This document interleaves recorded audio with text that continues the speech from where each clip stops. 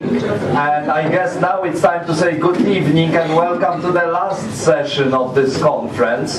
But the session whose topic really goes back to our very first panel presentation by Minister Stanowski, because the main topic is democratization policy in EU South and Eastern neighborhood. So this is what we are going to talk about.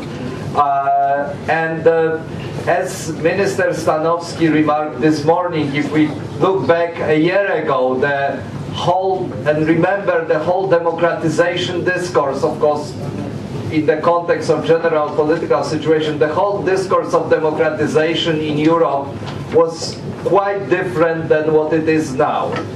And the basic difference was that the ideas of democracy promotion, democracy support, democracy assistance a year ago were sort of suspicious ideas for many reasons. Officially, democracy promotion was compromised by Iraq war, Iraq invasion, Bush policy. That was the discourse in Brussels at least. Unofficially and under Chatham House rules, many officials in Brussels would admit that if we discuss democratization in EU neighborhood, we have a problem because EU is applying different standards to the south, where basically we only can talk about good governance or governance, which meant stability, and in the east, where we still had some hopes for democratization, especially after launching following from the color revolutions, but then after launching Eastern Partnership. So there was the discourse on democratization was much more developed vis-a-vis the East than the South, but generally it was difficult to discuss democratization because it was sort of politically incorrect. And then the so-called Arab Spring, or it is called differently under different discourses. I recently heard that the State Department is actually banning the expression the Arab Spring. I heard it from a US senator. So, but we know the revolutions in Tunisia, in Egypt, later Libya, completely overhauled this discourse on democracy support, as we like to call it in EU, rather than democracy promotion.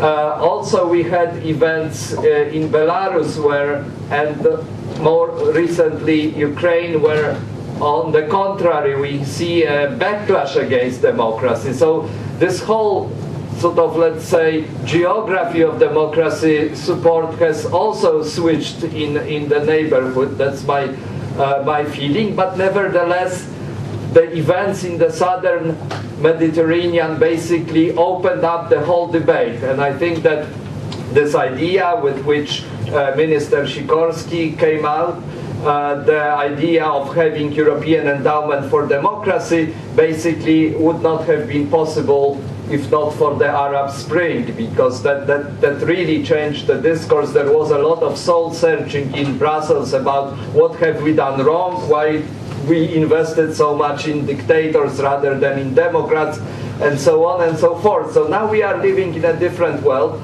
I personally am quite amazed that with the speed with which this idea of European endowment suddenly became accepted after several earlier failures to establish an instrument like this.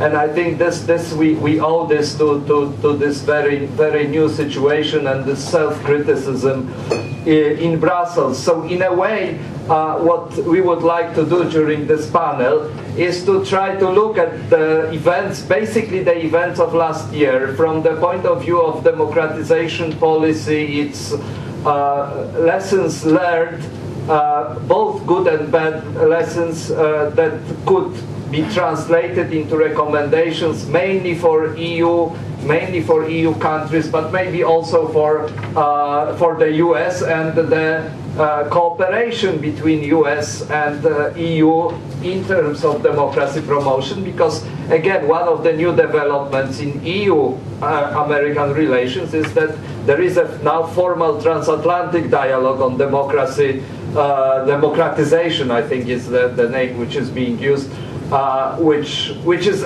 once more quite a new development if you think a couple of years back and the kind of discourse we had then. So that would be the general question to all the panelists about lessons learned, and we would here attempt to answer those questions from very different perspectives, and I would like to introduce our panelists now.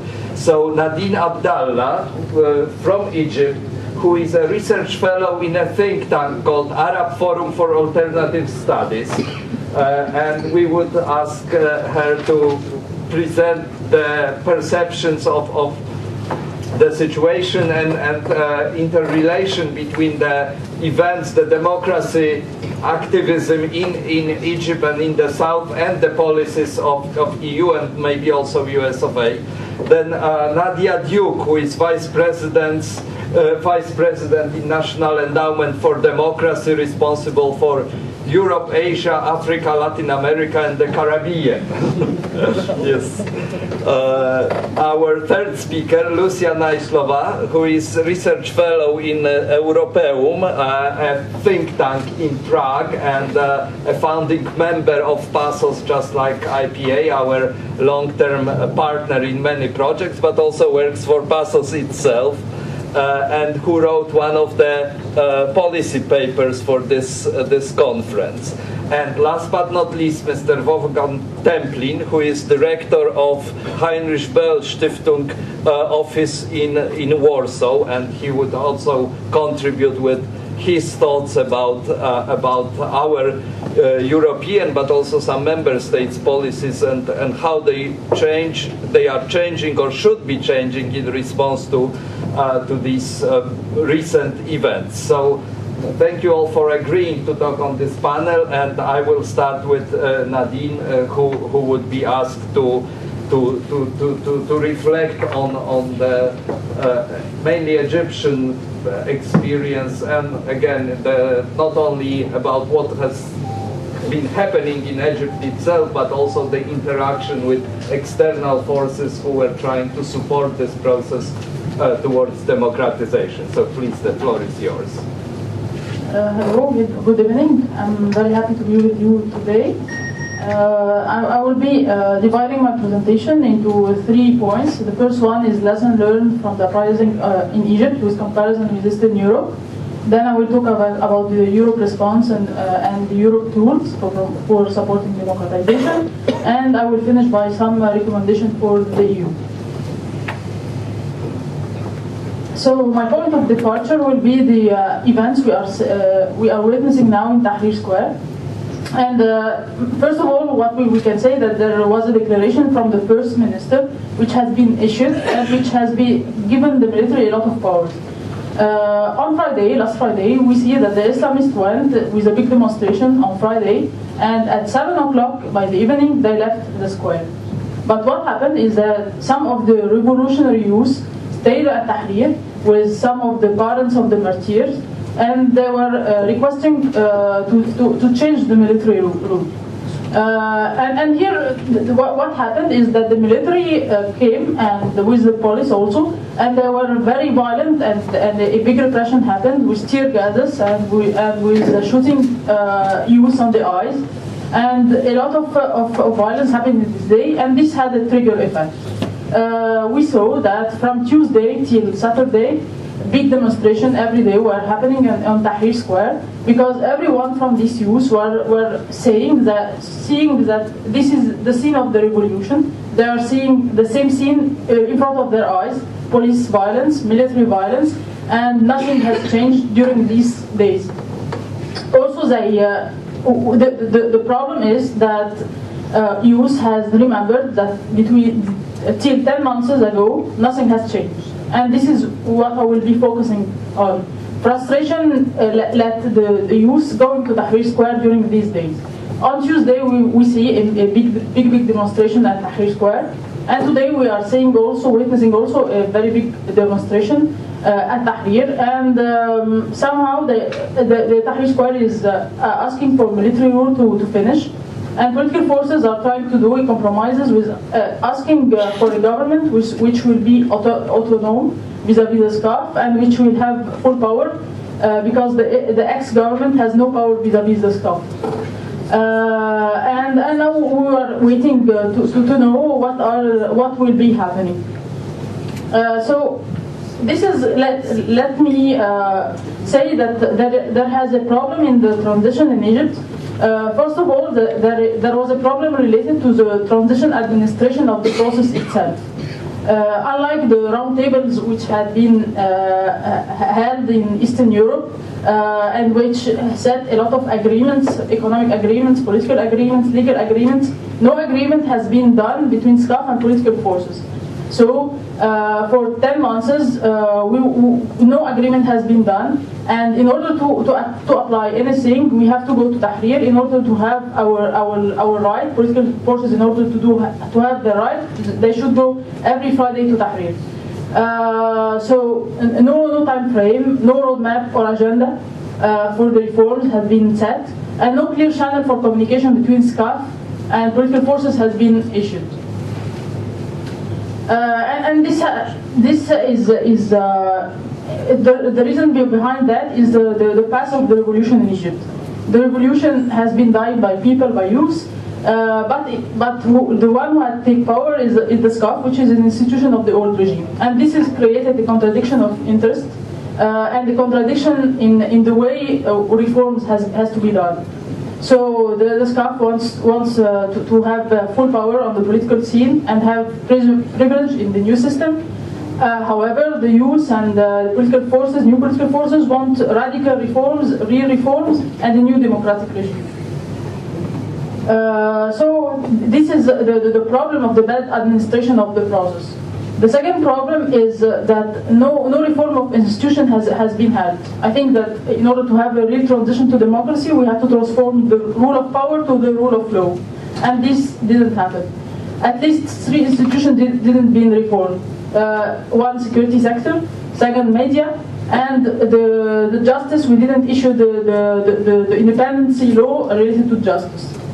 And here we can say that if we want to make a comparison between the first wave of democratization in Eastern Europe, Poland and so on, and the other wave, second wave in Ukraine and so on, if the first one was successful and the second one is witnessing backlashes now, I think the main reason, or one of the reasons, is institutional reforms. So here is the problem now. The old system is still prevailing in all institutions, even if we change some of the figures. The third problem is that no social justice has been witnessed in Egypt till now. Every day there is social protest, 100 per day, and the law of freedom for trade unions has been not issued. And the minimum wage, which is something which is required from 2007, has not been issued, and no plan for any economic reform has been set till now from 10 months ago. So we are witnessing every day social protests, and which numbers are increasing. And maybe if we see what happened in Spain. Spain had big, good trade unions in the period of transition. However, this didn't happen in Portugal. And this is why social protests have had a big influence in the transition in Portugal and not in Spain. So if you want to have a real effect on social protests in Egypt, we need to issue the law of trade unions, especially because a lot of trade unions are now forming, but the law is not issued. Turning to the second point, which is related to the Europe response, I think that during the revolution and after, I think that 3 phases for Europe response has been set. First one is that complete denial in the first days of the revolution. In the second phase, when the regime was falling, we see that Europe was now openly criticizing the regime. And the third phase now, after the regime has fallen, we see that it's really trying to maintaining a certain equilibrium between criticizing the SCAF and in the same time conserving stability. And here we are in front of the same situation of the previous situation, where it was supporting Mubarak because of the fearing Islamists. Now it's supporting somehow SCAF because of the fear of the Islamists. So maybe this shows us in Egypt that there is a problem of consistency in the European vision of supporting democracy. It's somehow the same old perception which is prevailing security reasons on democracy reasons. And here we can see that there is a problem with the tools of the ENP. Positive conditionality is never sufficient, for example, and unlike Eastern Europe, the incentives are not really appealing for Egyptian or the Arab, and also the SCAF, which is the current political power, is not really willing to do political reform. So positive conditionality cannot work without a political will. And in this way, we have to add positive conditionality, negative conditionality also from the part of Europe. Not in the sense of sanctions, but more in the sense of diplomatic pressures. So otherwise, the principle of benchmarking which EU is promoting will not have a meaning. It will be meaningless. I will come to the end with some recommendation for the EU. I think that first of all, we need an official and vocal support for democracy. On the official level, especially in terms of diplomatic pressures, when trials for civilians from the military happening, when the SCAF are not really respecting democracy, and it seems that Europe has to change its way for dealing with Islamists. I think that if we have a strong rule of law, a strong institution, the problem of Islamists will be resolved, because this institution are the guarantee for a safe integration of Islamists in the democratic process. So by supporting institution, this will resolve the problem of Islamist risks. And here I come to the institutional support, which I see very, very important. And I think 3 areas could be set. Firstly, media. Second is security sector reform, especially security sector reform, by giving training courses for human rights, by giving technical knowledge for the rebuilding procedures of the security sector, and also by giving benchmarking mechanism and not giving the financial aid or the financial experience without benchmarking. And also in the ministry, especially in health and industry, I think cooperation through experience and exchanging experience and expertise will be very important. I think now that special attention and support for the new actors has to be set. Europe has usually really supporting civil society in Egypt, civil society organization, but we need now a new definition for civil society. I think that after the revolution we have new actors which are really influential. So the new definition could integrate syndicates and trade unions. There is a lot of them now, and they are really important. And new youth initiative also. For the syndicate and trade unions, technical knowledge will be very important, and enhancing democratic procedures inside this trade union will be important also. For the new youth initiative, a lot of new youth initiative in order to promote awareness, political awareness, has been emerged in the last months. So I think making cooperation with them and supporting them will be very important. And also the last thing which will be very, very important is supporting the third alternative. By third alternative I mean the third way which has been emerged from Tahrir, which is not the NDP members and which is not the Islamists, which are new political parties, new political youth movements. I think these parties need a real support in terms of expertise especially.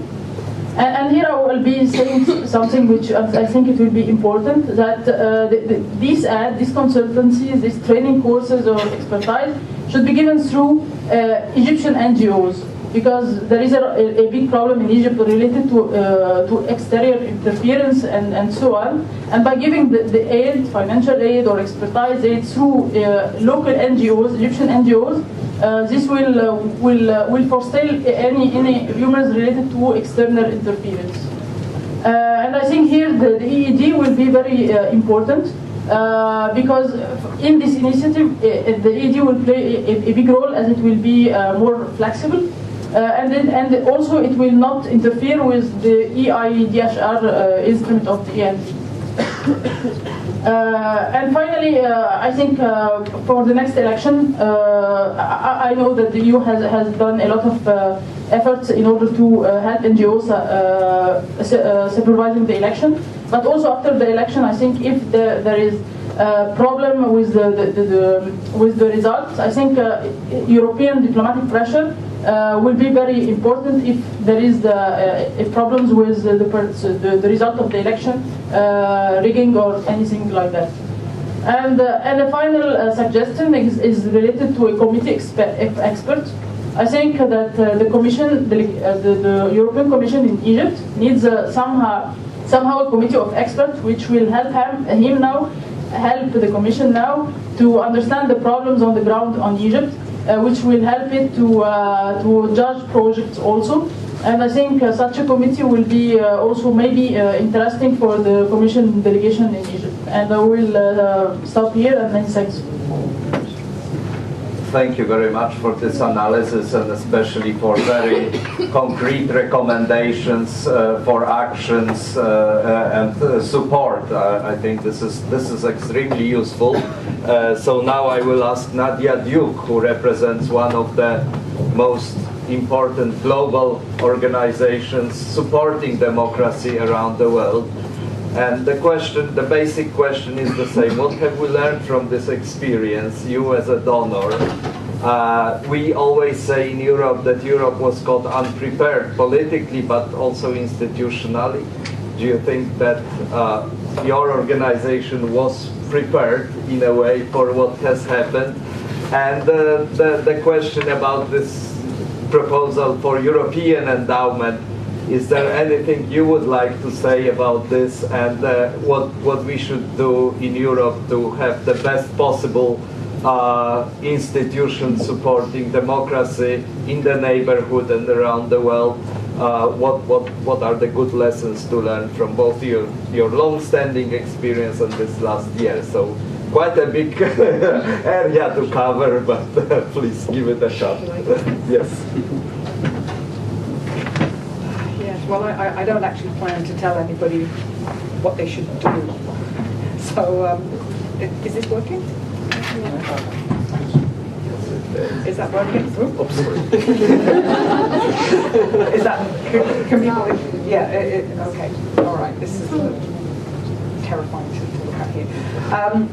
Yes, I don't actually intend to tell anyone what they should do, and actually of all of the regions that I cover, the Middle East and North Africa is actually not one of them in that whole string that are now my responsibility.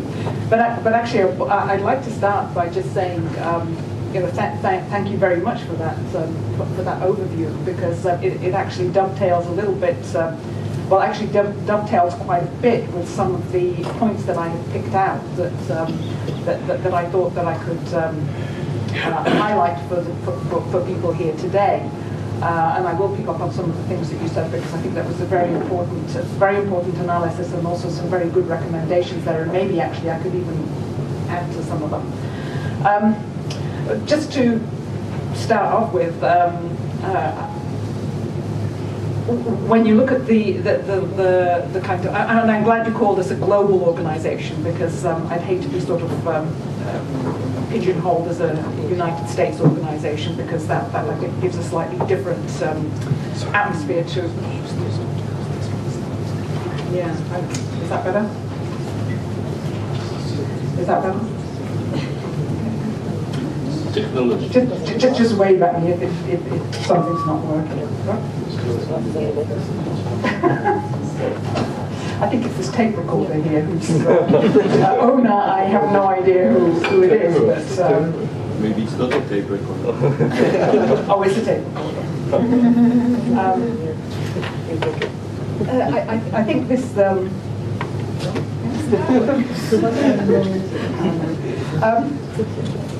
The area that is now Central and Eastern Europe, I think, is a very important region to look at when we're thinking about transitions just in general, because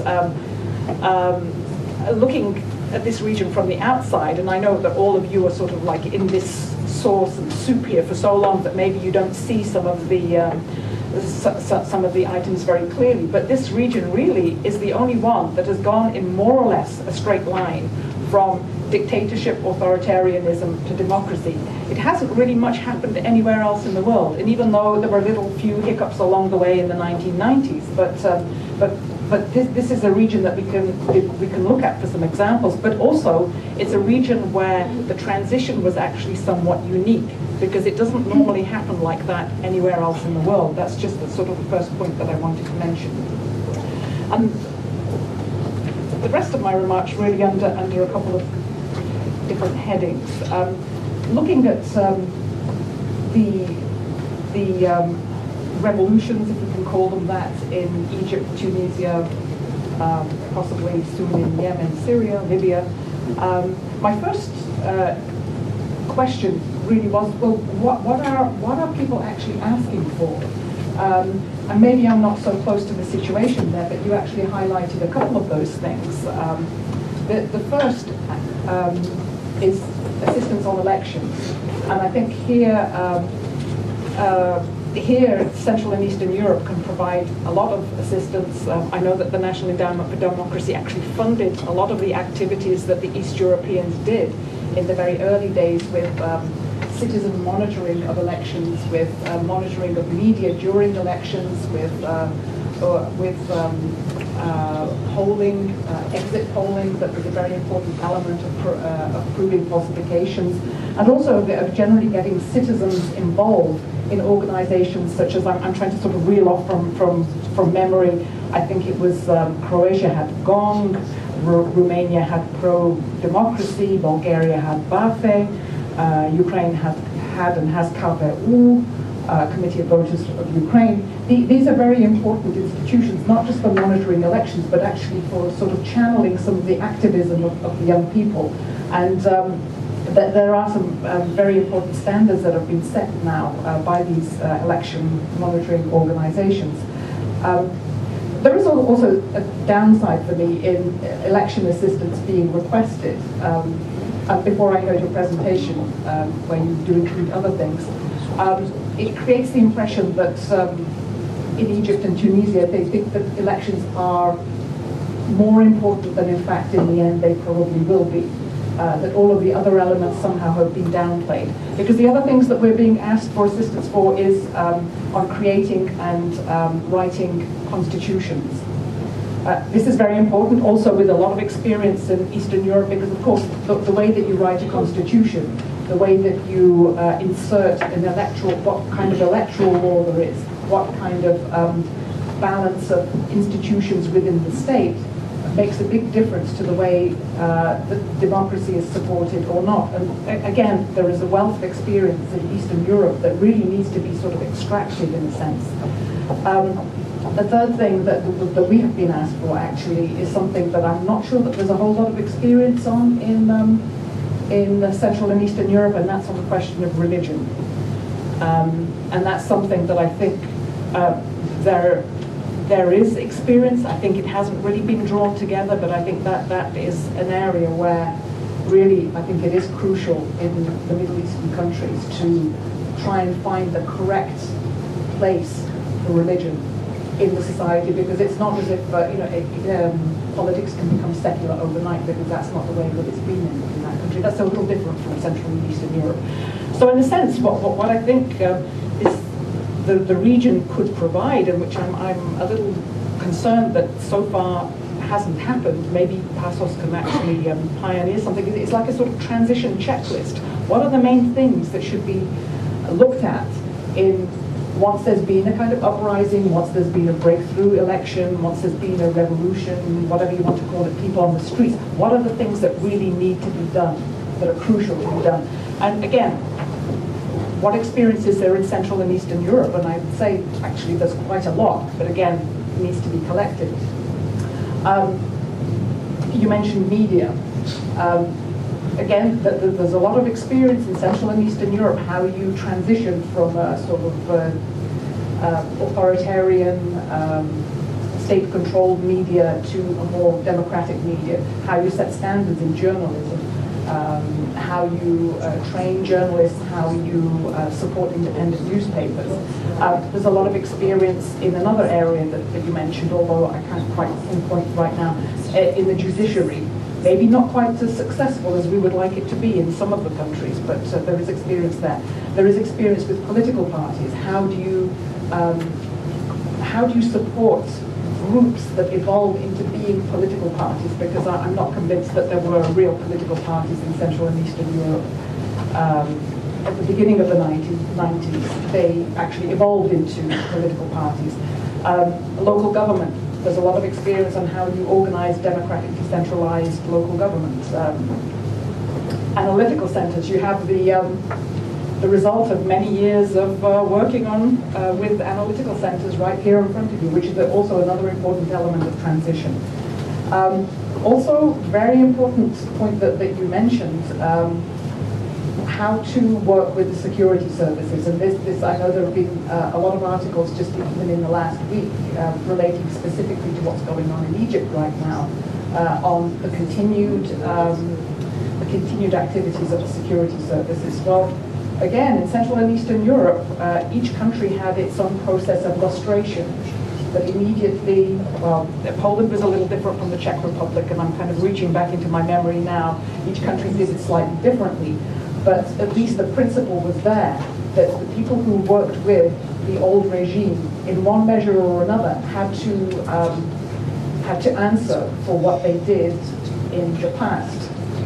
Again, Poland dealt with it a little bit differently from the Czech Republic, but the principle of that, I didn't hear being mentioned anywhere in Egypt at the beginning. And I think that's very important, because there's a process of lustration also can lead to where there really have been crimes, savage crimes committed. There's also the very important question of transitional justice, which, if that's not dealt with, it can undermine the state that is only just sort of coming to its feet. And again, there are all the other issues that the NED has supported over the years, building capacity for civic organizations, also working with trade unions. That's very important too. You have mentioned that. There are just a couple of things that I'd like to pick out that I think Europe has special and valuable lessons to offer in. And the first is this sort of the round table process. And I'm calling it a round table process because even though there was an actual round table here in Poland, the process took place a little bit differently in each one of the Central and East European countries. But the basic principle of that was transferring the legitimacy of what was the people on the streets, what was the protest movement, with the legitimacy that it required, but translating it into a process of negotiation and a process of creating new institutions, and also to gain a public consensus that also includes the elements of the old regime, because you can't, they are there, you can't just get rid of them, ignore them. And in the case of Egypt, you see that they stood firm and actually continued to occupy those places of power. This roundtable process, I think, is something that really should be top of the list when a transition is being looked at. The second element that what I would say Europe has to offer, and maybe it's not really, well, it's a country that's not quite in Europe yet, but within the National Endowment for Democracy structure it is, in the Europe team, and that's Ukraine. We can take a look at Ukraine and unfortunately pick apart all of the reasons why, after the Orange Revolution, it did not become a successful, thriving democracy. Many reasons which should by now have actually been collected into a sort of list as don't do this after a revolution. For example, I've had many of the civic activists saying to me, that we really should have restructured the media immediately after the Orange Revolution, because what happened was that the media stayed in it was still in the hands of the owners that owned it before the Orange Revolution. They just became friendly to the new regime. But we should call the Yushchenko government a regime, but the Yushchenko administration, they just became friendly to it. But when Yanukovych came in, those same owners started becoming friendly to him too. And no public broadcasting as such really was established. The owners then started turning to schools because they, in and of themselves, they weren't sort of necessarily pro-democracy. And that's just one example of things that should have been done straight away to prevent the kind of seeping back in of the kind of forces of authoritarianism. Which brings me to a third point, and this I'd like to sort of try out on this group. Well, with Poland leading the way, with all of the others not far behind, there were many people in Poland who said we have to have shock therapy. Balcerowicz was the one who said we have to reform the institutions, we have to liberalize prices, and so on and so forth. And that actually worked fairly well to provide the basis for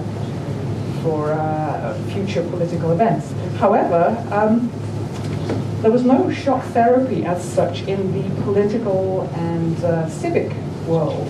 And I would like to propose that maybe we should take a look at seeing what shock therapy should be in the political field. What are the immediate necessary reforms that need to be done when there's been a popular uprising against an authoritarian regime?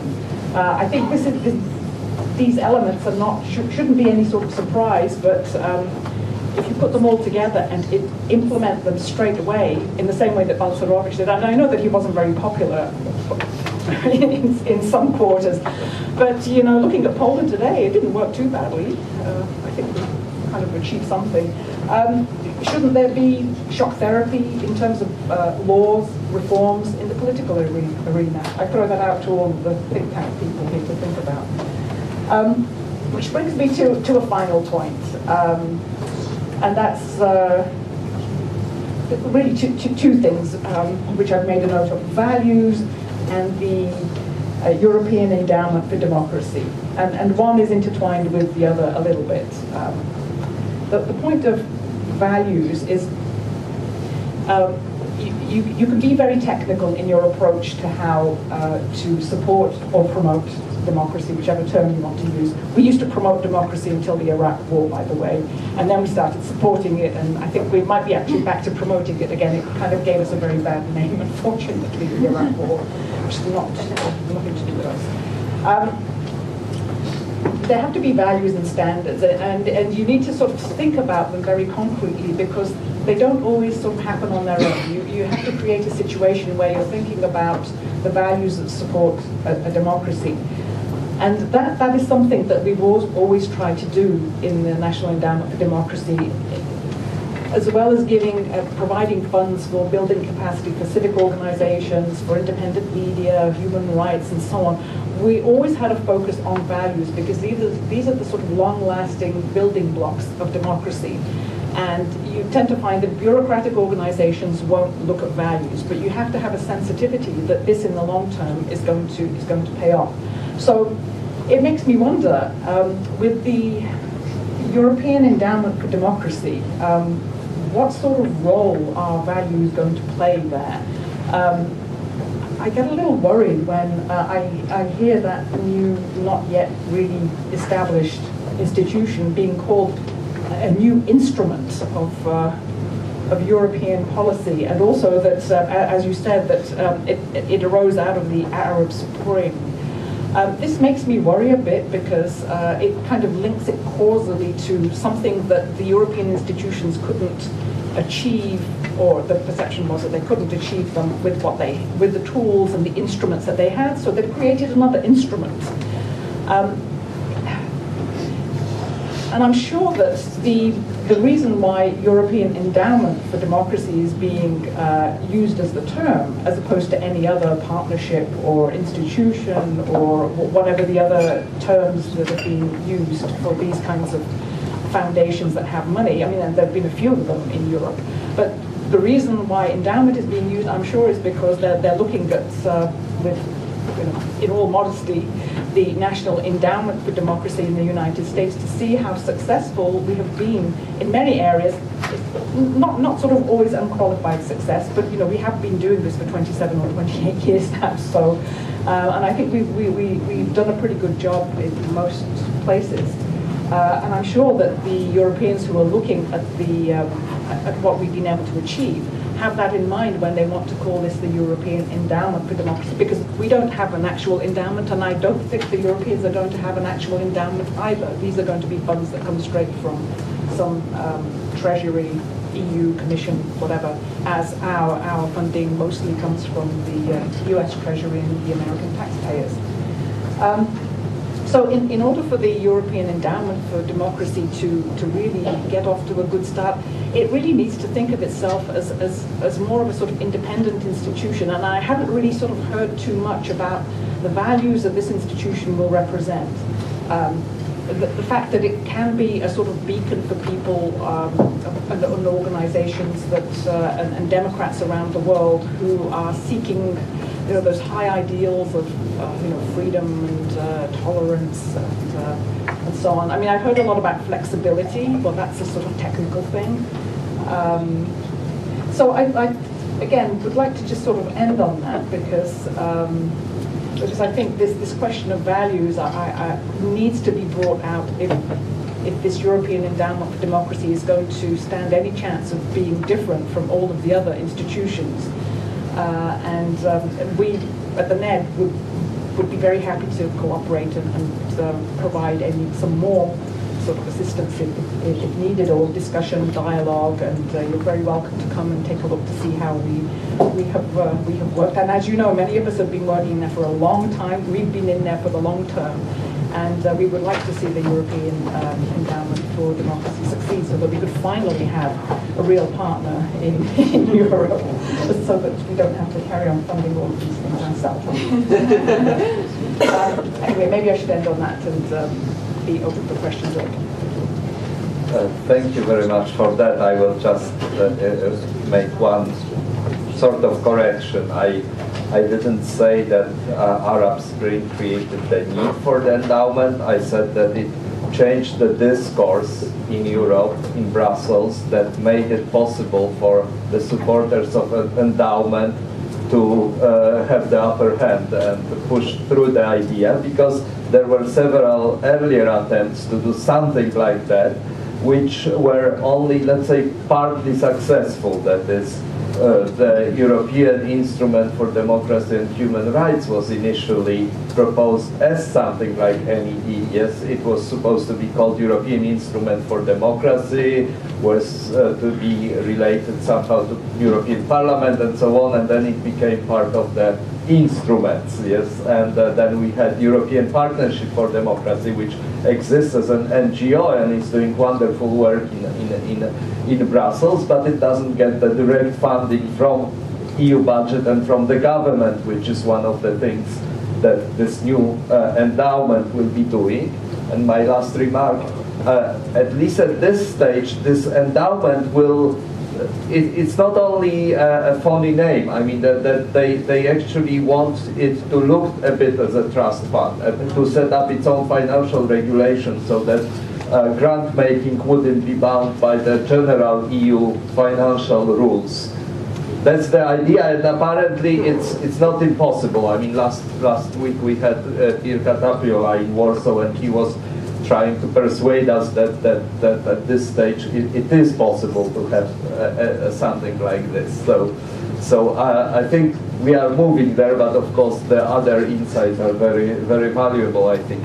So now I will give the mic to Lucia, who will basically, I understand, we will continue in thinking about the experiences also from the perspective of the earlier transition, and but mainly how EU should have responded, how it can respond, and what the lessons are learned.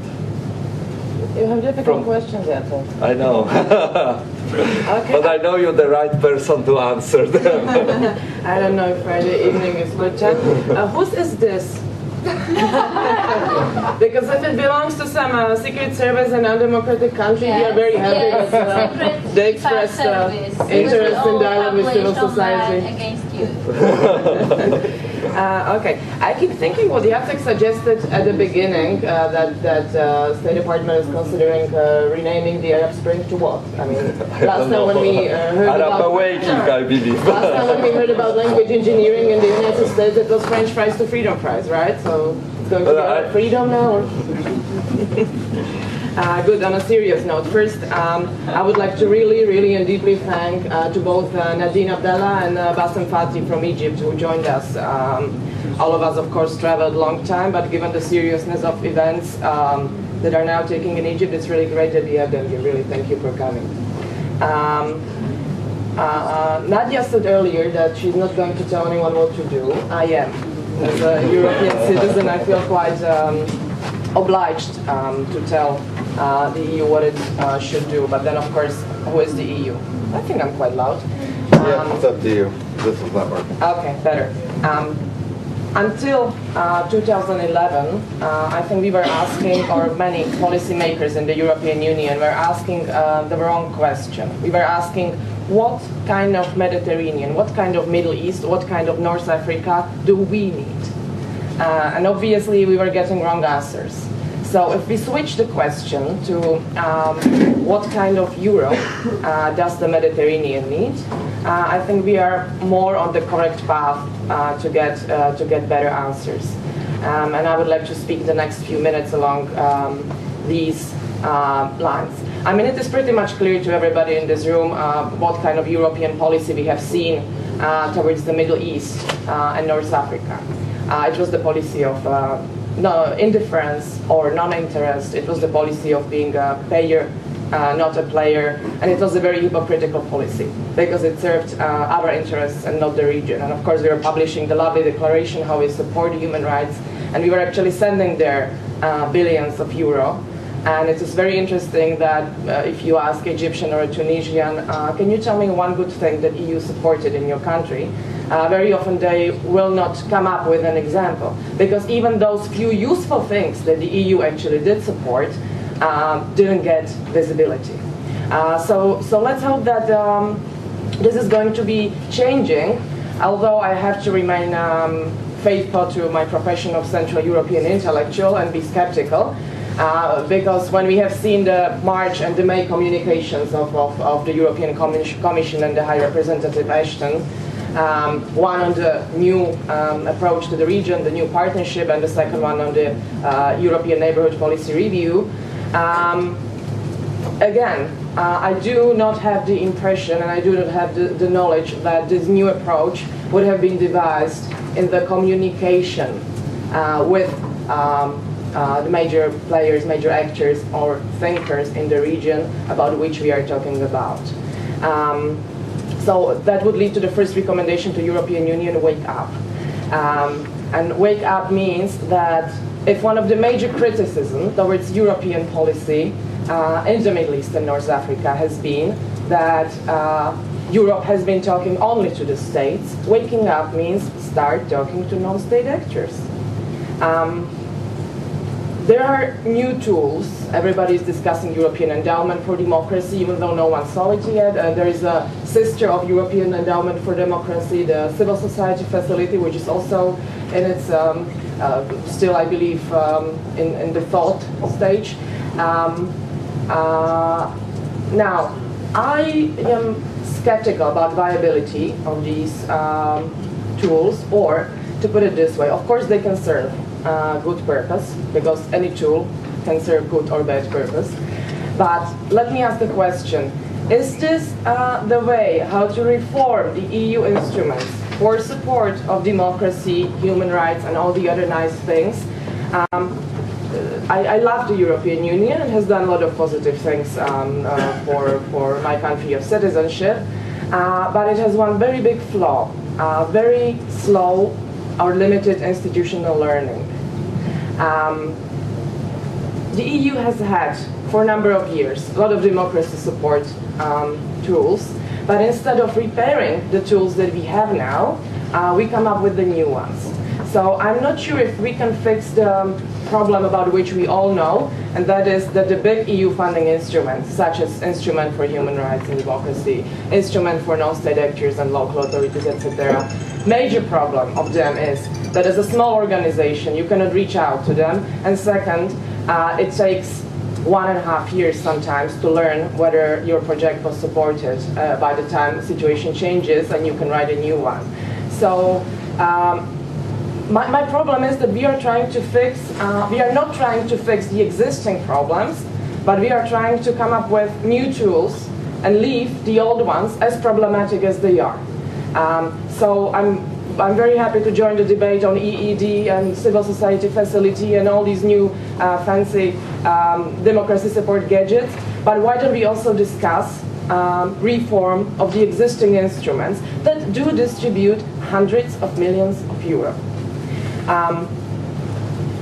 Now, as I suggested, that key thing that the European Union should be doing in the region is to start talking to people apart from the state, which is various types of civil society organizations, unions, etc., etc.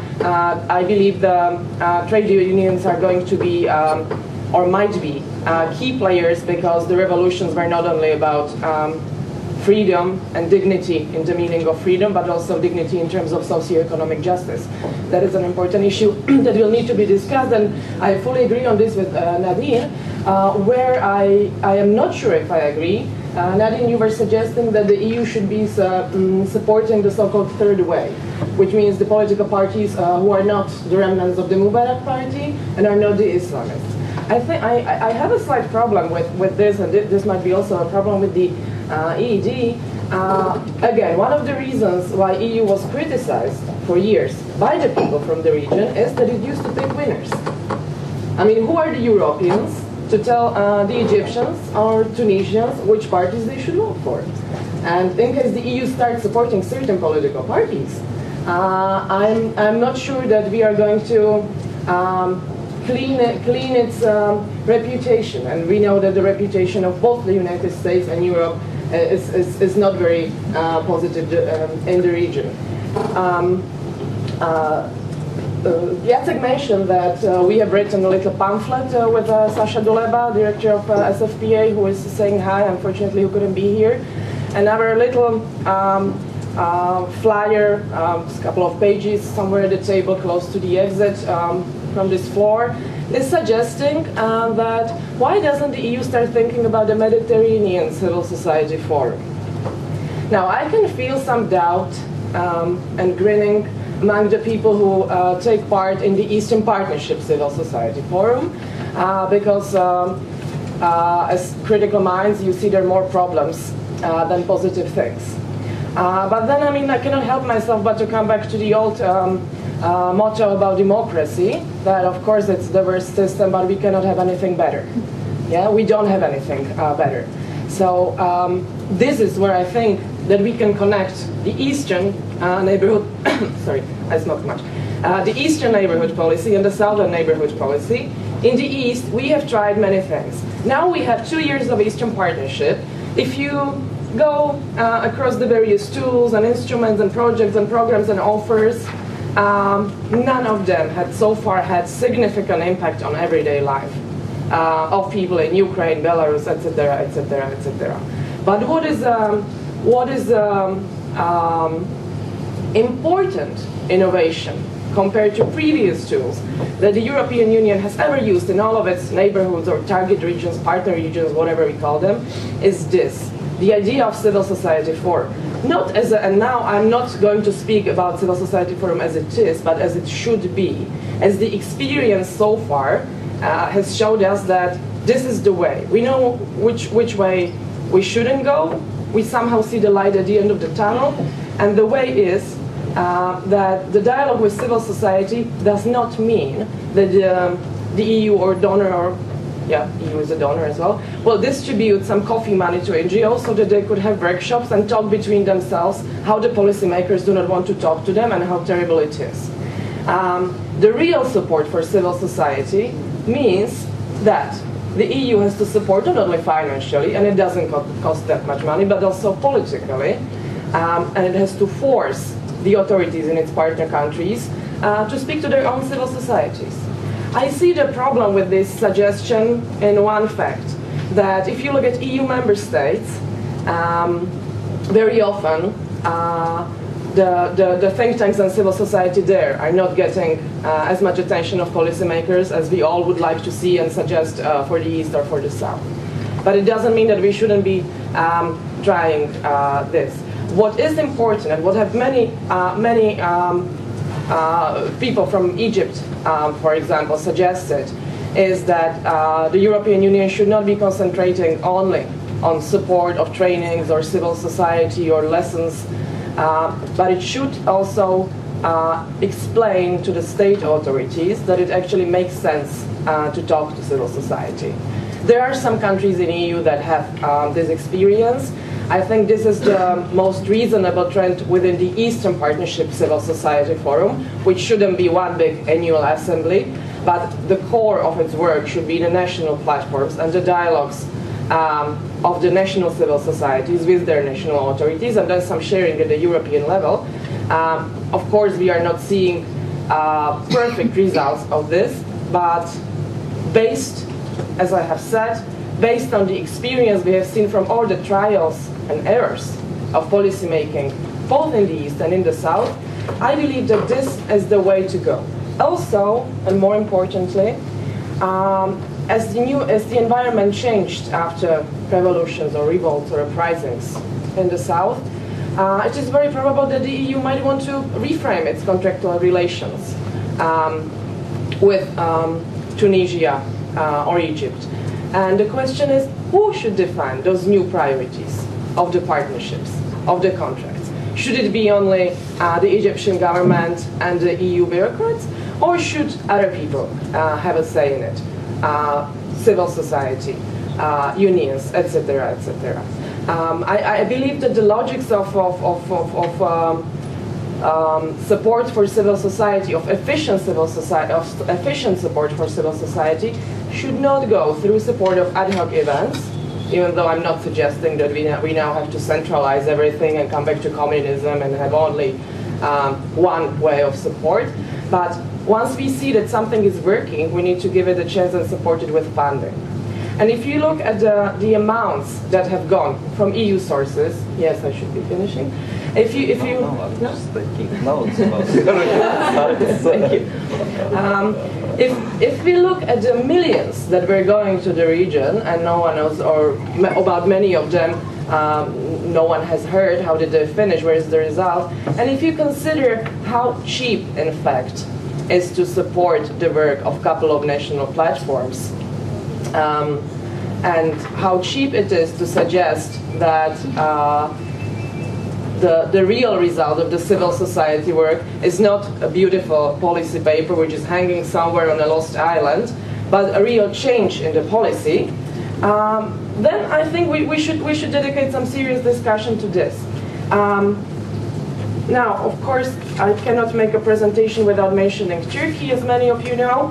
I think we are overestimating the role of Central and Eastern Europe. Of course, most of the things that Nadia was saying about the Central European experience, it certainly makes sense to think about this, and many projects actually sharing this concrete transition know-how in very concrete sectors are already underway, and more of them should come.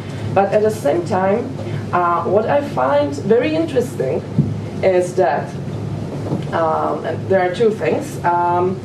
One, you have one neighborhood policy, but they only share a website. You in fact have two. You have the Southern and Eastern. They have a joint website, but you do not have much funding tools that would enable sharing of know-how between and experience of using different methodology for changing policy between the East and South.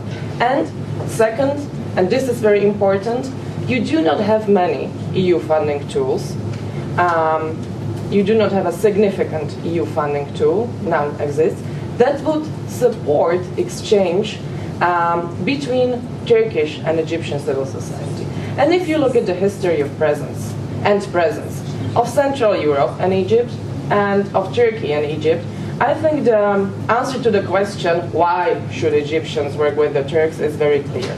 There are so many themes where the Turkish experience is so much closer to the Egyptian than the Central European one. A, civil-military relations. B, role of religion in public sphere. C, D, E, many things.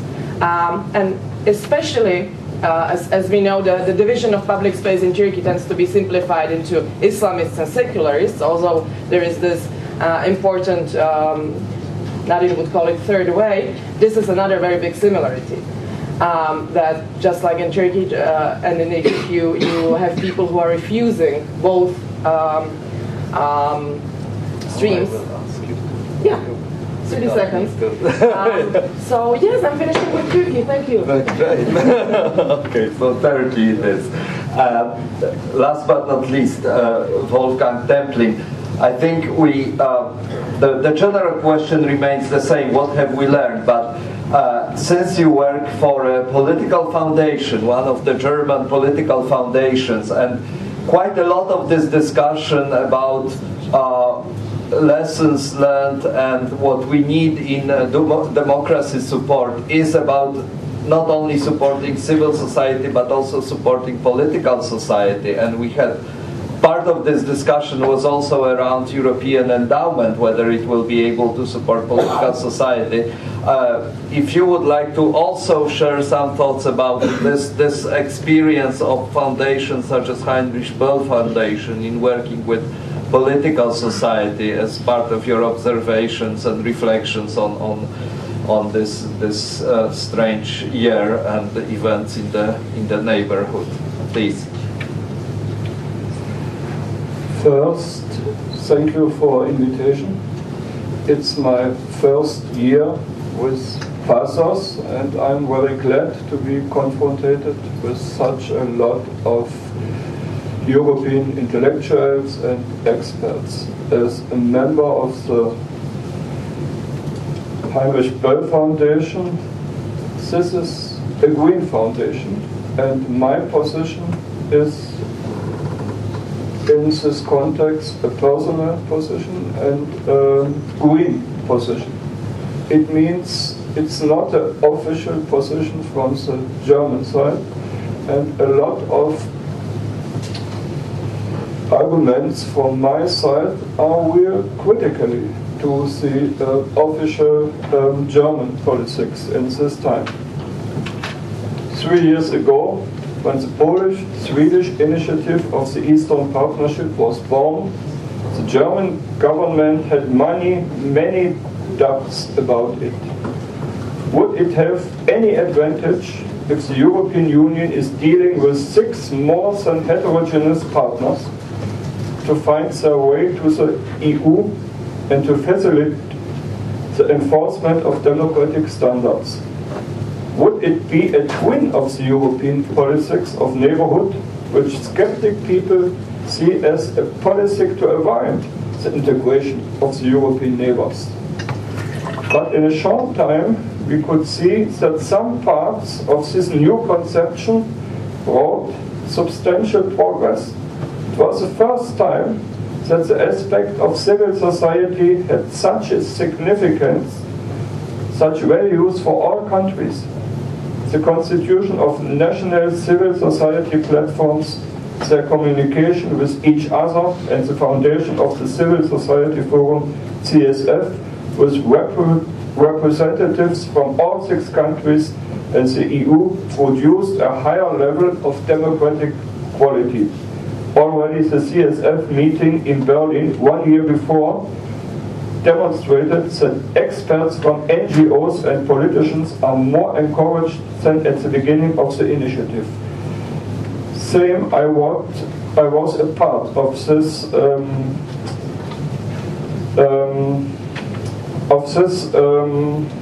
speeches in Berlin in year before, and I had the experience in intensive discussions with people from Ukraine, from Georgia, from Belarus. That it was a discussion about original experiences. It was a beginning. It was first confrontation with also official positions from the EU side, from the German side. And in this moment, I was very, very happy that the Heinrich Böll Foundation was one of the co-founders of these discussions in Berlin. The high profile, and it was the next step, the high profile of successful groups and representatives of the Eastern civil society on the platform in Brussels was an additional progress.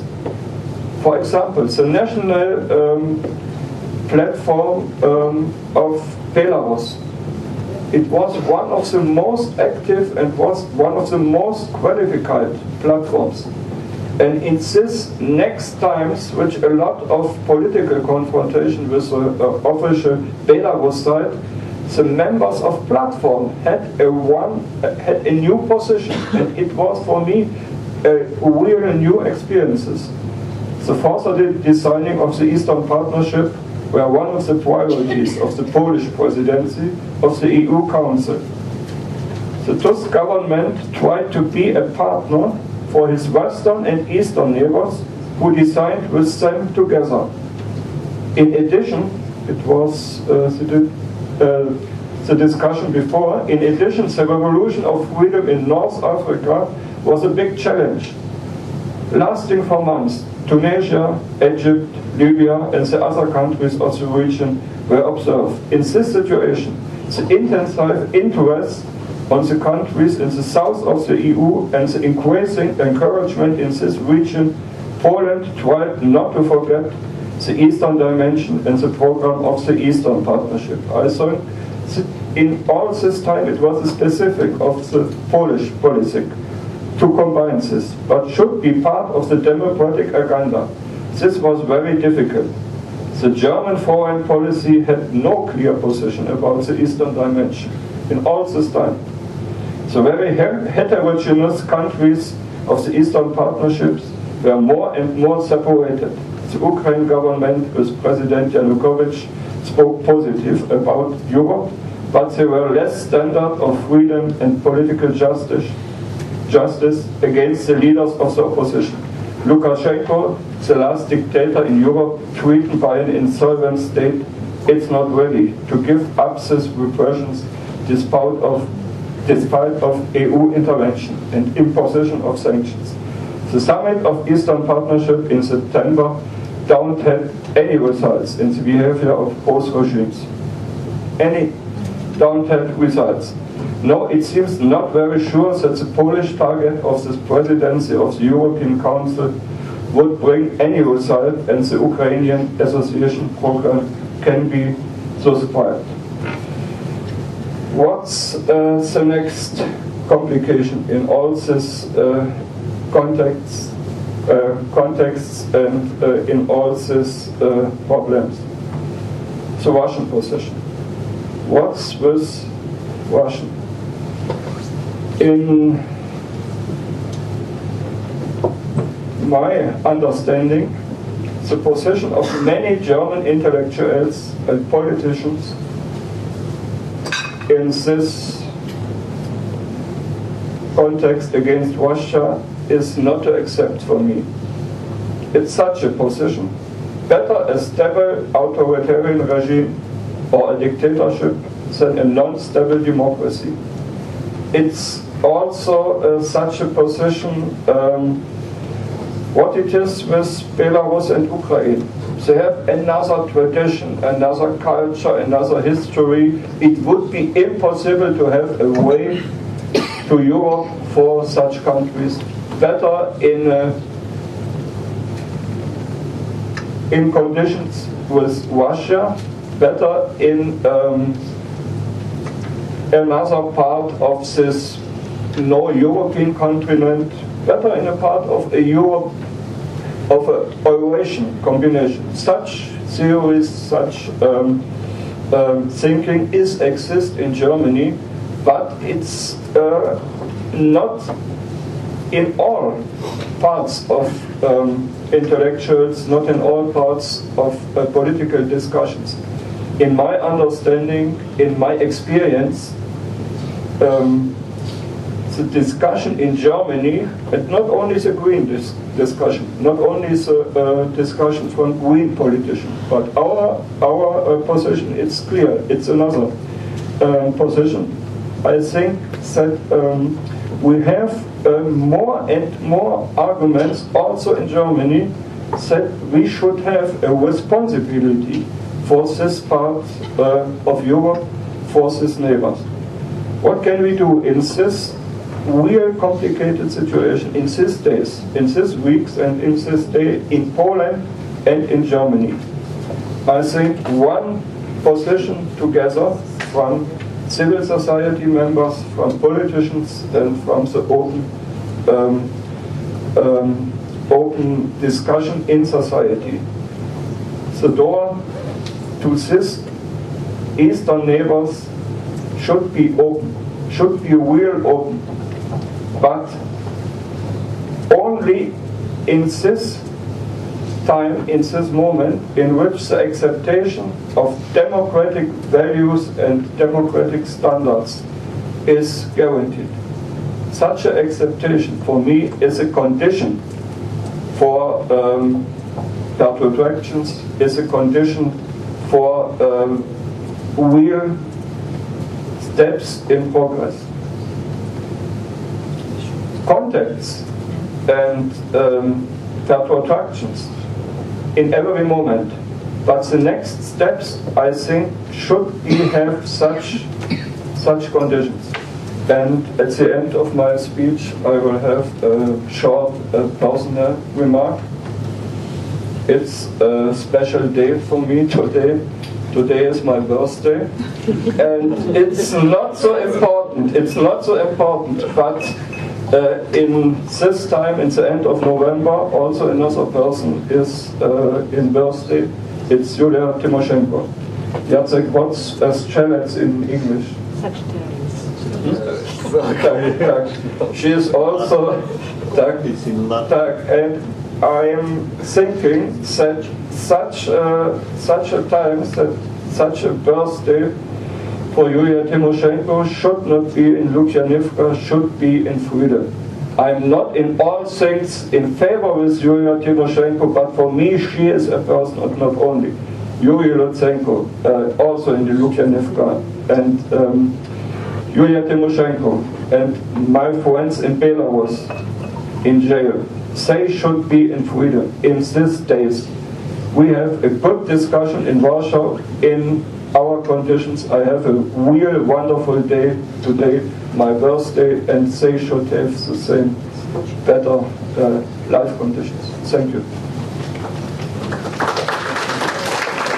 Thank you, very great, and also thank you for this, for reminding us that we have been discussing the southern and Mediterranean events and how we could contribute, but of course that's the second dimension is this backlash against democracy, and also the issue of conditionality, because in principle I'm also very strongly attached to this idea of conditionality, meaning more for more or less for less, but of course if you think in practically and about specific dilemmas, it's much more difficult, because we have this choice now, a very dramatic choice about initialing the agreement with Ukraine vis-a-vis sort of, under the conditions where Yulia Tymoshenko is in jail, and this is a serious choice to be made, and it's much more easier to be in principle in favor of conditionality than just to say no, let's not deal with those guys at all. So that goes back again to the question which was asked during the Q&A session with Minister Stanowski, and we didn't get a response, to be honest. But I think it's another big dimension of the whole issue of policies of democratization and democracy support, development aid, and conditionality, conditions imposed on providing any aid to the regimes which are only pretending to be democratizing, and in fact they rolling back democracies in many cases. Okay, I will, let's finish this part, and there are already people who would like to speak. So Irina, Pira, Okay. I have some questions to Nadine. I think not only me. Maybe I'll say about some kind of prejudged story. I am not a specialist in Arabic revolutions. But some questions. First of all, are you sure that Islamists will prefer democratic regime? If so, are you sure that this democratic regime would not be some kind of special democracy? I mean, special Islamic democracy where women have equal rights with men and so on. We say about some kind of democracy. And third, if so, are you sure that future Islamic regime or future Islamic regime of special democracy will be better than previous undemocratic regime? And fourth, what should do Europeans in such situation of uncertainty? Thank you, Vira Nanicka here, and then. Thank you. Well, I'm also from here. And I'd like to thank Nadia for the idea of, and I think this is a fantastic idea, to create a kind of a checklist for the political changes or reforms or democracy, basically. One thing I would like to comment is what you said about these democratizing countries, that this is for the first time. I think that this is not for the first time, because there was Japan after the World War. The second, there was Western Europe and Germany after the Second World War. Also, there were countries whose best successful leader is Poland now here, of the so-called social camp still, and they were perfectly totalitarian in almost every way, except private ownership they had still. And so one thing, I happen to be doing this for all my life because my dissertation was modernization of Japan, and then I worked in the World Bank, at last my time has come. But I think I was calling it institutional occupation. Only in those countries where there was institutional occupation, because there was a report of the World Bank about the one country, which was called that country, because of its culture, because of its its labor, working habits, and what else, will never be democracy, cannot be democracy or market. That was Japan. It was after the war. And after that occupation which took place there, the occupation was institutional, full occupation. It started from the school. It went through the contents. It worked very well. And so I think we are not looking into those things. Also, you said that democracy, this is the same thing, the democracy should be, or you are supporting it and promoting it, but actually if we don't build democracy, we are building it from scratch, and we have to, and we are not doing it. And I mean in our country, we are not doing it. We are helping civil society, but we are not changing the system of the institutions which civil society is electing for the period between elections to govern the country. And that whole group of institutions is absolutely not changed. It is far from democratic, and nobody looks into that. And there are very clear criteria which are described by Sigma for and were described for the accession countries. Thank you.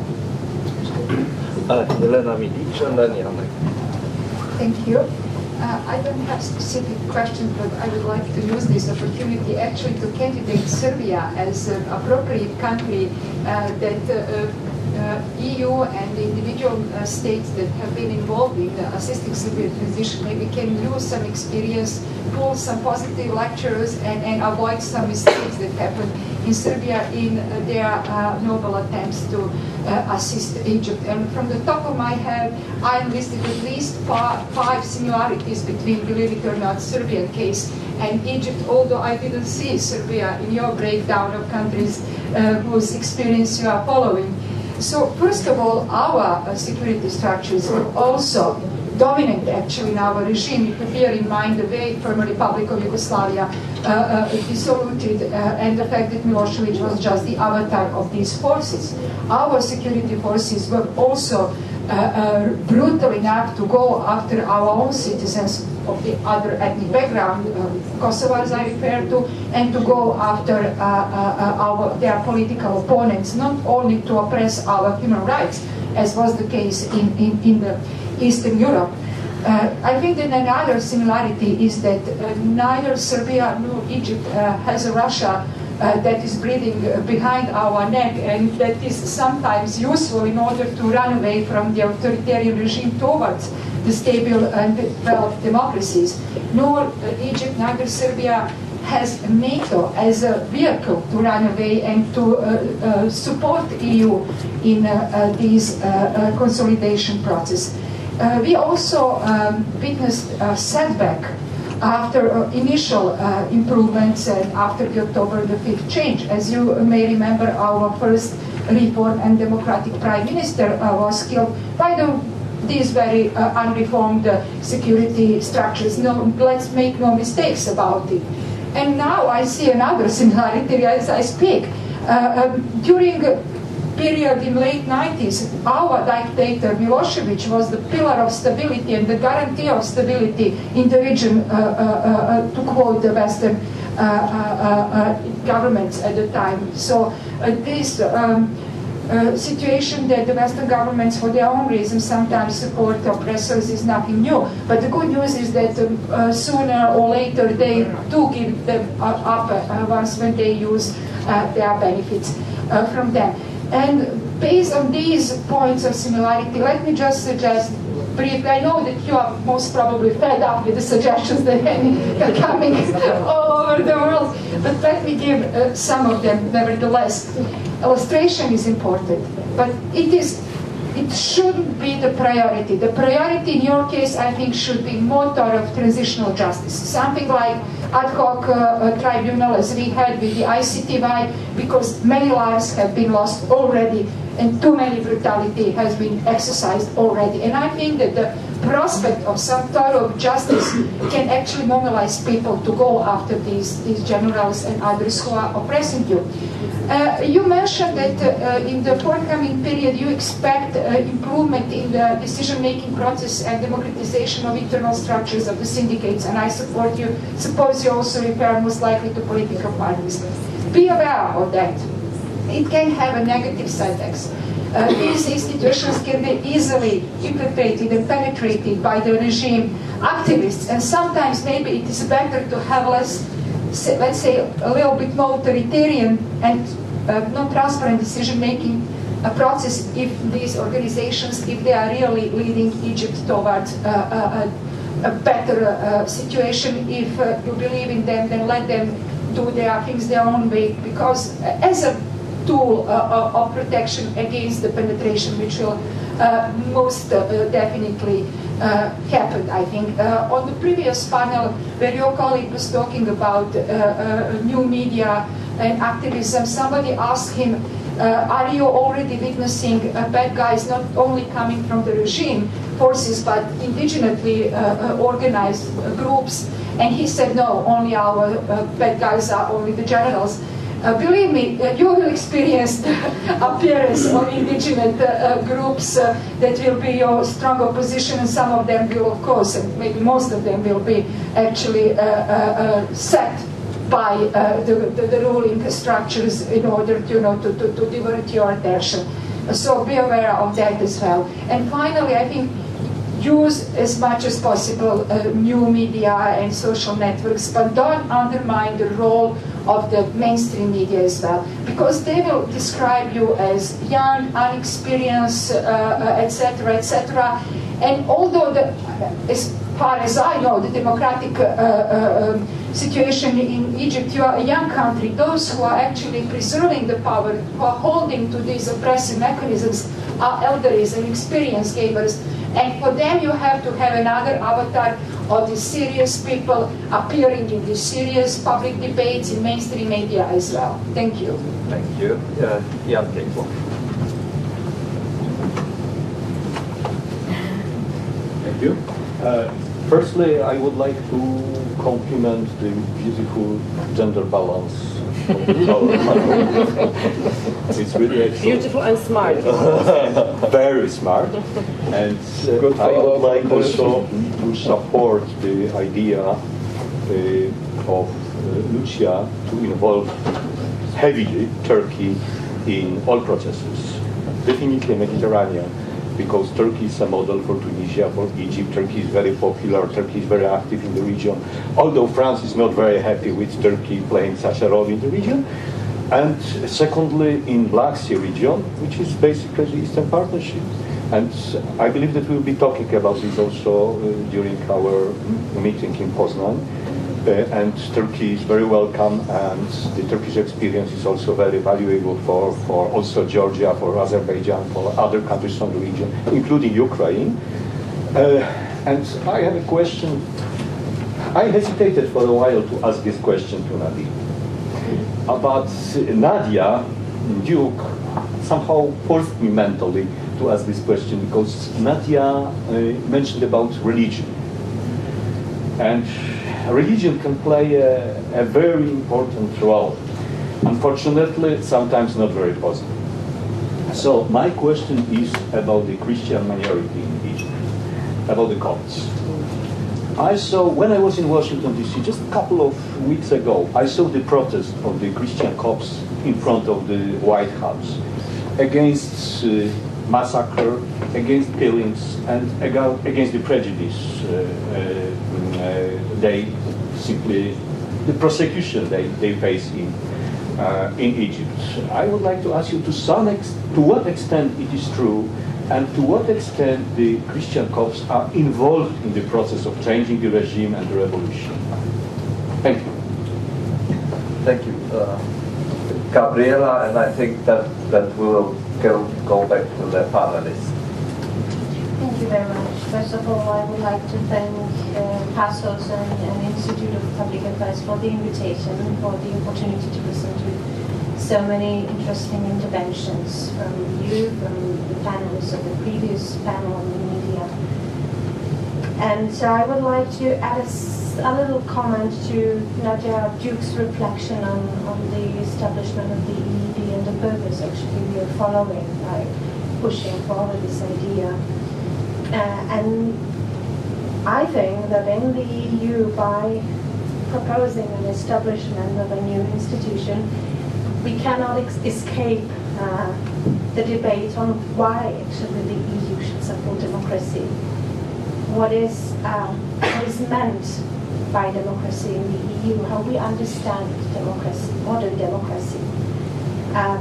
What are the crucial elements that need to be supported?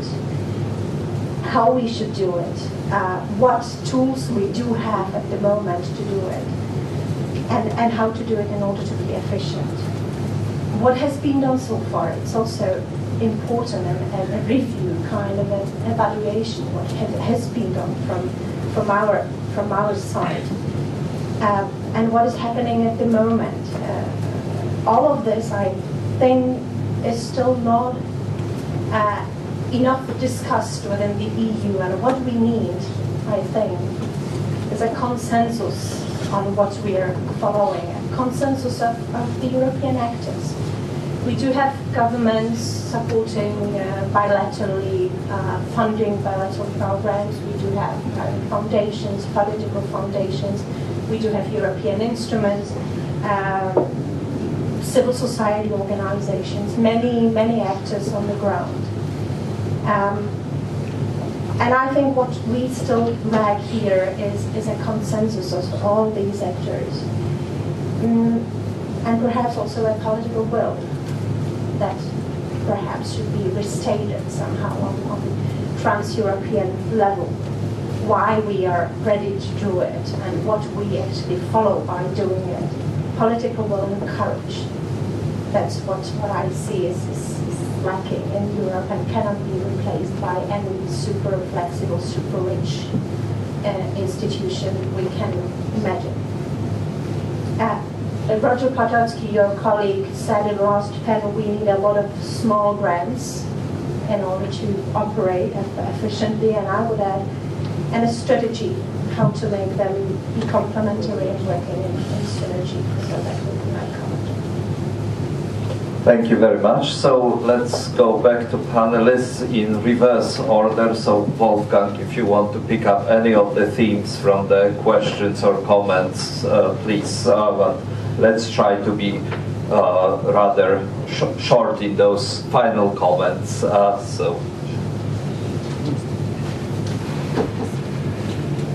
In center of my argumentation, in center of my discussions in such contexts are very often the classics of modern revolution, the peaceful revolutions of '89. The revolutions of '89, for me, are not existing as a summary of national revolutions. They were revolutions in different countries, in this sense national revolutions, but connected, real strong connected with the same background, with the same history before. And in my biography, I had done a kind of these revolutions, or a part of these revolutions. And for me, in these times, in '89, it was clear, and it was also a classic in these modern times, all this was beginning in Poland, in Gdańsk, solidarity, and such a background experience. What was solidarity? Peaceful, with compromises, with plurality, with different members from different traditions, with a kind of pluralism. The later history of solidarity is really complicated, but such a born time, such a first period, the period from 81, the confrontation with the Jaruzelski regime, this time from 80 to 89. For all such discussion in this time, it's real important. And founding in Poland but it's a new founding, but it was exist, of such a center, ECS, the European Solidarity Center, is not only a founding for a national monument, for a national history, it's a European center connected with the experiences, with the historical and actual experiences from such revolutions, peaceful revolutions in every country. The example of Romania and others, it's showing not in every moment peaceful, but from the background, from the willing of actors, from the impressions, from the perspective, peaceful, but with a thinking not only in steps, then in a perspective. In a perspective, we have the old system with a long time, decades, but we are enabled to find a way to not to a paradise, no, to a better system with values which are existing, with European, with international values in different traditions. And I think such a background is also for our discussions between intellectuals, between experts, between NGOs. It's a basic element. Thank you.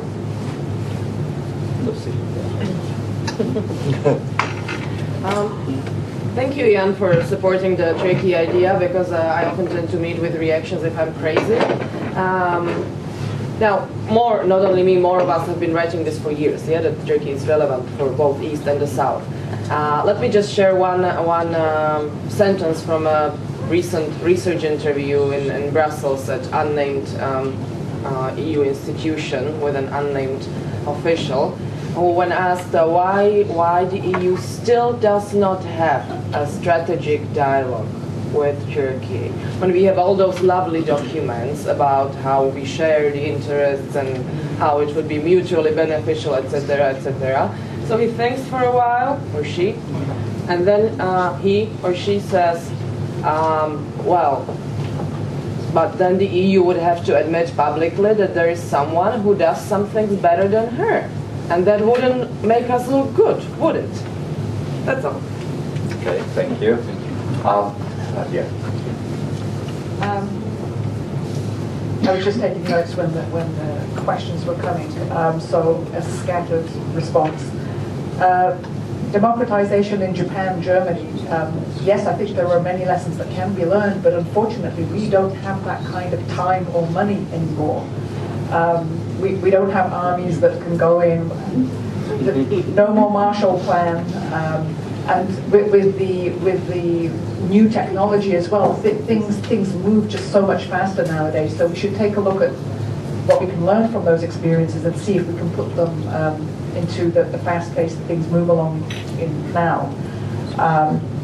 Serbia, thanks for filling in those comparisons. I'd say also in Slovakia, some of those items came up. Slovakia being actually the predecessor to the Serbian kind of NGO-led coalition that brought people out onto the streets that then ended up being the colored revolutions in Georgia and Ukraine. I think there's a lot of valuable experience there to be learned, particularly with the role of youth was mentioned here a number of times. Unfortunately, youth that frequently leads people out onto the streets. It did in Serbia with Otpor, we know, because we gave them a lot of money to do that. Although they would have done it anyway. This was to help the overall effort in Serbia too. Kamara in Georgia, Pora in Ukraine, youth-led protest movements, and again, April 6th organization and so on. What happens the day after the revolution? Everyone has packed up their tents and gone home. Unfortunately, the youth then have no place. In Serbia and in Ukraine, they tried to turn the youth movement into a political party, thinking that that's the way to enter the political arena. Both were dismal failures. And again, I think there's something here that we all need to take a look at, because youth is one of those change agents. But if you can't actually bring them into an institution, bring them into the process, then a lot of their kind of enthusiasm, and certainly a lot of the demands that they bring to the uprising revolution get lost a day or two after. Christian Kotz just made me think about how minorities really pose the most difficult problem for democracies, because it's very easy when you're creating institutions and electoral systems and parliaments for democracy to become the rule of the majority. But having protections and a role for minorities is really the mark of a democracy that is on a higher level, and also this is part of the culture of democracy, that those sort of values of tolerance and integrating minorities that I was talking about a little bit earlier. So I'll be interested to hear what you say about the COTS. Finally, the East European Endowment for Democracy, and Gabriella's very thoughtful comments there. Again, maybe a little bit more reflection on my part. One of the reasons why the US National Endowment for Democracy has been so successful is because it's very organically tied to American society. And in a sense, those of you who know what the structure of the NED is, we have 4 institutes. They represent the Democratic Party, the Republican Party, well, Democrats, in a sort of big D, small d type way, the Republicans. There is also what used to be called the Free Trade Union Institute, now called American Center for International Labor Solidarity, which works with trade unions. And then on the other side, the Center for International Private Enterprise, which works with business associations. And then everything, those four institutes deal with those particular aspects of the sort of whole democracy project writ large. Everything else we deal with in the actual one office of the endowment that we have. But our board of directors is broadly representative of all walks of American life. They're widely respected, independent actors, balanced between Republicans, Democrats, businessmen, labor people, intellectuals. We have a lot of intellectuals on our board, but people who really think very carefully and seriously about democracy and who feel themselves tied to American society. So in a sense, our board of directors is representative, more or less, of American civil society.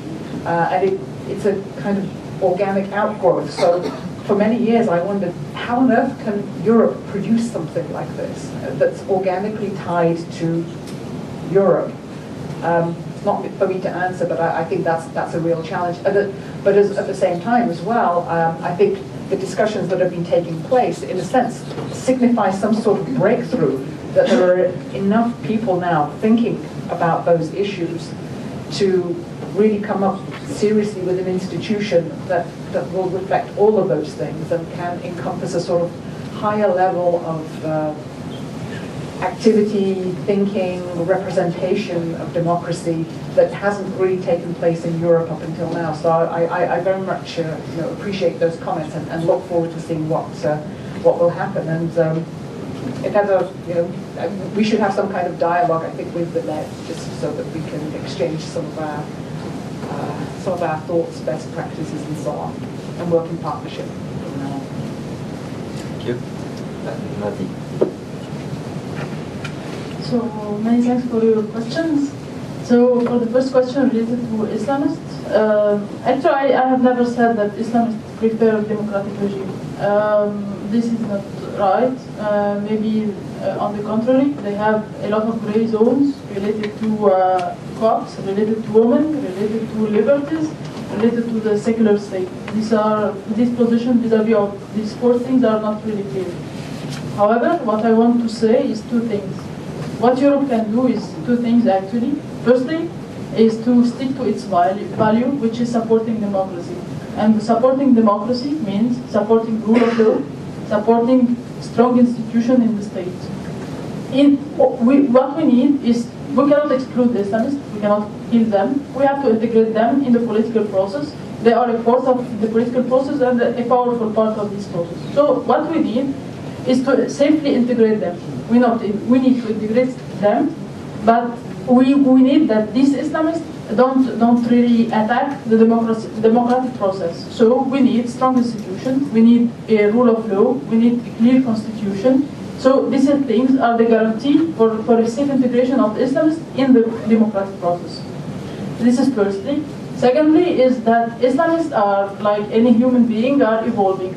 What you can see that in Tahrir Square, now a lot of youth split from the Muslim Brotherhood and now are forming new political parties that are respecting liberties, Copts, and all kind of democratic and liberal things.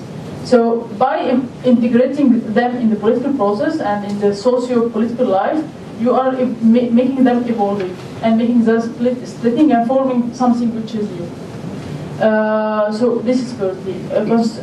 Concerning illustration, I fully agree with you. We really need this in Egypt. We need a real illustration and purging in the institution. We need to change all the old way, not only in administrating the institution, but also the old way of thinking and the old way of thinking that everything is a security matter and not a political or social matter. And so we need this, but we cannot do it with the scarf on the head of the political spectrum. What we need now is a government with full powers only a civil government can do this. And this is why we have the demonstration in Tahrir now and from a week ago. Because we realize that the SCAF don't want or don't know, not important, but the SCAF is not capable to make a good administration for the process of transition in all matters, in socio-economic things, in institution and in all things. So we need this government which will be vis-à-vis the SCAF autonomous and which will have full power for administration. And this government will have two things to do. Firstly, a plan for socio-economic, a short plan for socio-economic reforms, and secondly, reforming institution at the top of security sector reform and media reform. For the Copts, I think here we can say also two things. The first one is that the massacre you are talking about in Maspero, the one we have heard about, I think the SCAF or the state is not targeting instructions.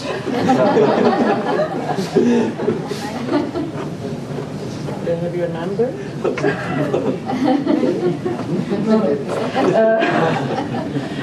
So the first thing is that the Christians, the SCAF or the state is not targeting the Christians because they are Christians in the massacre we have saw, but they were targeting them because there was demonstration. So in a few days ago, the martyr parents and the youth revolutionary were attacked, violently attacked, and few months ago Christians were attacked because there is no rule of law, there is a military rule. So what we want also in the Copt issue is a rule of law which protects minorities.